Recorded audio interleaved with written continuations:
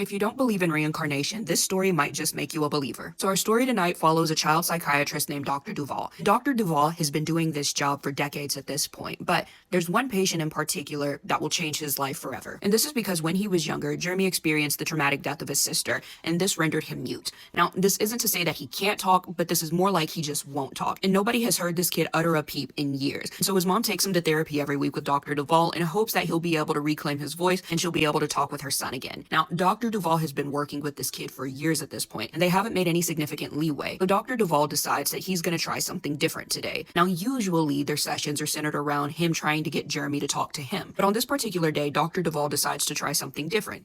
He decides that he's going to just talk to Jeremy instead, and maybe the conversation will stimulate him to start talking as well. So Dr. Duval hatches a plan. He tells Jeremy to go and pick out a book that's on his bookshelf. Now, Dr. Duval was an avid reader, and because he works with children, there's a ton of books to choose from on this shelf. Most of the volumes are bright, colorful tones, full of adventure, but the book that Jeremy gravitates toward is something unlike the rest of the books on the bookshelf. This one is a simple brown leather-bound book with golden embossed letters, and the selection shocks Dr. Duval. Now, as Jeremy pulls the book off the shelf, you can see Dr. Duval is analyzing the child. You can see Jeremy is sitting there with the book in his hands, observing it. He's running his fingers over the golden embossed letters, and he seems to take a real curiosity to this book. Unbeknownst to Jeremy, this book is very special to Dr. Duval. It's one of a series of 5 books, the other 4 which had been lost to history. And so the only book that's left in this collection is the one that Jeremy is now holding in his hands. So as Dr. Duval continues to observe the child who's observing the book, he decides that he's going to share a little bit about the book. Now, the name of the book is called Jojo Babbitt, and this was his all-time favorite book growing up. As Jeremy's opening the books, Dr. Duval is explaining to him how this is his favorite series ever, that his dad gave him to him on his birthday. Because they had been lost for years, this one holds a lot of sentimental value.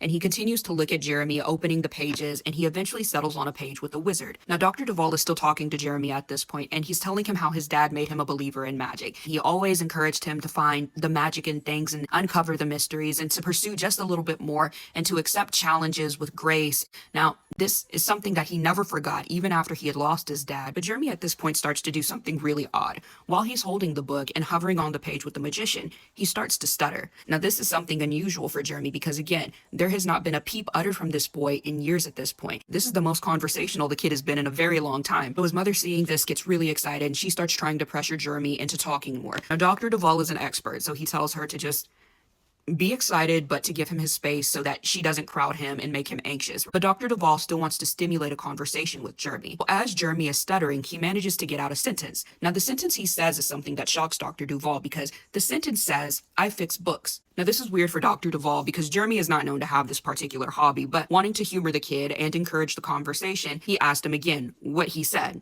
And so Jeremy repeats himself. He says, "I fix books." Now, of course, his speech is a little labored, but he gets it out. So wanting to humor the kid, but feeling a little unusual about the situation, Dr. Duval probes a little more.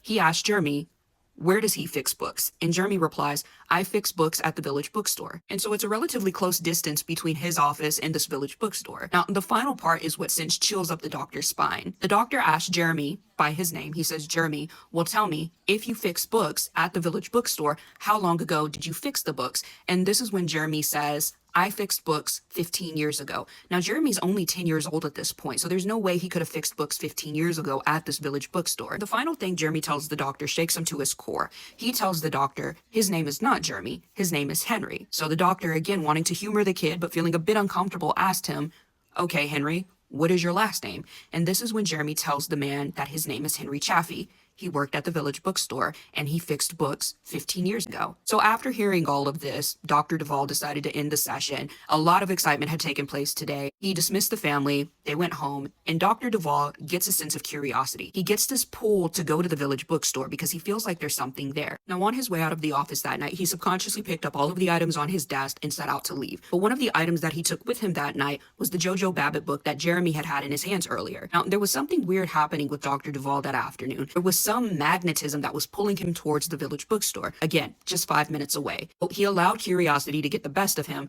and he decided to go with his instincts. Now, as he walks into the village bookstore, the first person he's greeted by is a woman. He shows the woman the book in his hand because that compulsion is there to show this woman the Jojo Babbitt book. And he asked her if there's any more books like this in stock. This bookstore is massive, and according to her, there's a number of books. She hasn't seen anything quite like this, but she welcomes him to go and walk around. As he's searching around, he's hoping to come across these Jojo Babbitt books, there's something that makes him think that they might actually be there. As he scours the aisles and aisles in this giant bookstore, there's nothing. And all of a sudden, he starts to get discouraged. And he's about to walk out when he starts to feel that familiar tingle that he felt earlier that day. This tingle tells him to keep going, do one more lap. Now, as he's walking, he bumps into a shelf, and all of a sudden, there's something that falls off the shelf. Now, he reaches down to pick it up, and what is it?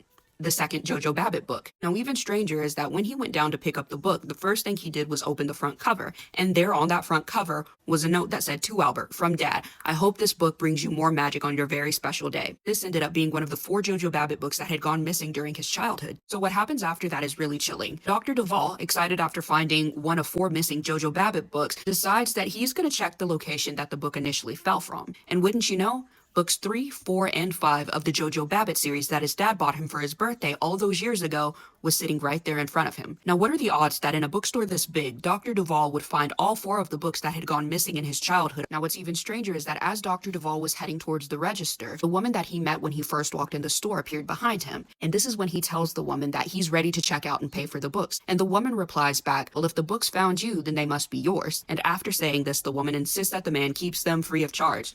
They do have his name in them after all. But before he leaves that night, there's something that's tugging at Dr. Duvall, something left unfinished. And this is when he decides to look around the store one more time. There's something pulling at him to do so. So as he's searching the rows, he comes across a man who repairs books. Now, this man is off in a corner by himself, and he's working studiously to repair all of these different books that have come in. So he gently taps the man on the shoulder, and the man turns around. And this is when Dr. Duvall asked him if he was the man who repaired the books. Now, during the search for these books, Dr. Duvall concluded that his father must have taken them there that day to be repaired. So again, he taps the man on the shoulder, and the man slowly turns around. And this is when Dr. Duvall asked him if he was the one who would have repaired these Jojo Babbitt books. Now, this man is looking at the books. He knows his own craftsmanship, and he knows that he was not the one to repair these books. So he explains to Dr. Duvall that it wasn't him, and Dr. Duvall turns around a bit dejected. There's still something he needs to do, something still tugging at him. So before he heads out, he gets this spark of inspiration from somewhere. It compels him to ask the man a question. So Dr. Duvall turns back around, and he asks the man, "Well, if you didn't repair these books, do you know who did?" This is when the man says, "Yeah, I do. This looks like the work of the guy I apprenticed under." This is when Dr. Duvall decided to ask the man if he remembered the name of the person who might have worked on these books. And this is when the craftsman stated, "Yeah, his name was Henry Chaffee, and Henry Chaffee passed away 15 years ago." Anyways, do you guys think this was a case of reincarnation? If so, is it possible that Jeremy really was Henry Chaffee? How could it be that in this wide world, both Jeremy and Dr. Duvall would end up in the same place, minutes away from the bookstore that had held these missing books for the last 30 years? Anyways, let me know what you guys are thinking in the comments, and we'll see you guys in my next video.